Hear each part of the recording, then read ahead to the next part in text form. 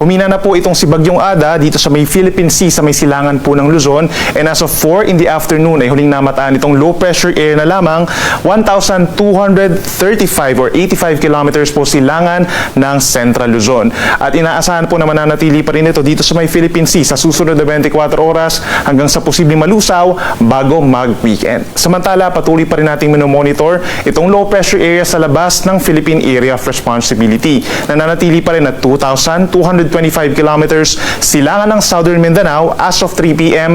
at maliit na po ang chance or hindi na natin nakikita na magiging isang bagyo pa ito sa susunod na mga araw. Wala rin itong direktang epekto sa ating bansa sa kasalukuyan. Ang umiiral po sa ngayon, itong malakas na northeast monsoon or hanging amihan at inaasahang lalakas pa po ito at posibleng makakapekto sa ating mga kababayan dito sa Visayas at hilagang parte ng Mindanao. Magdadala po ito overnight ng mahihinang pag-ulan over Cagayan Valley, Cordillera Region, down to Aurora, Quezon Province, hanggang dito sa may Camarines Provinces and Oriental Mindoro, habang isolated light rains or pulupulong mahihinang pag-ulan lamang overnight ang mararamdaman sa natitirang bahagi ng ating bansa.